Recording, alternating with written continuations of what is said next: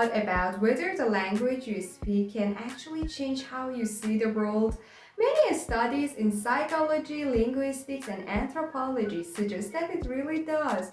Language is not only a tool for communication, it also shapes how we think, how we feel, and how we understand ourselves. Today, more than half of the world's population speaks two or more languages because of education, migration, or family backgrounds.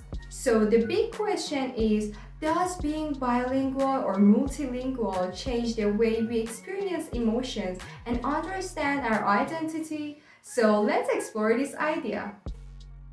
First, research shows that different languages can make us perceive reality in different ways.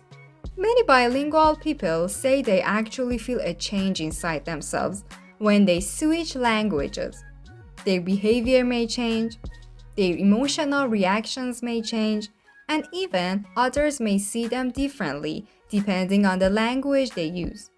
One important difference is the emotional power of the mother tongue.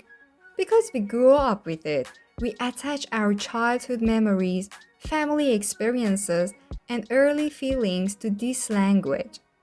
That is why emotions often feel stronger and more intense in our first language. For example, people often remember childhood events more vividly when speaking their mother tongue, because this is the language they used when those memories were formed. On the other hand, the second language often creates emotional distance. When people speak in their second language, they may feel less embarrassed, less anxious, or more confident when expressing difficult emotions, such as anger or apologize. It feels more neutral and less personal. The language we choose can also influence our personality. In some cultures, like Chinese culture, emotional expression in the mother tongue may feel more restricted, but expressing emotions in a second language, like English, can feel freer or easier. So, language choice can change how comfortable we feel and how we present ourselves socially. Another important factor is proficiency. Parents usually express emotions to their children in the language they know best. But if they are fluent in a second language, they may use it too. Also, the environment where the second language was learned matters. If someone learned it in a formal classroom, they may still feel anxious speaking it in public, even if they are good at it. Finally, language, emotion, and identity are deeply connected. Our personal experiences when we learn the language, how we learned it, and where we use it all shape the way we feel and communicate emotions in different languages.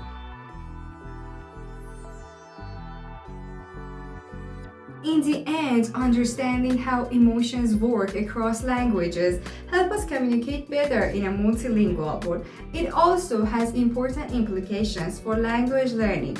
Learners need to feel comfortable with the identity that they build in a new language. Their attitudes toward that language affects their confidence, emotional connections, and the overall progresses. When learners feel good with the language they speak, they build a strong identity in it, and that leads to deeper and more effective learning. So the languages that we speak don't just let us to talk to others, they also help shape who we are.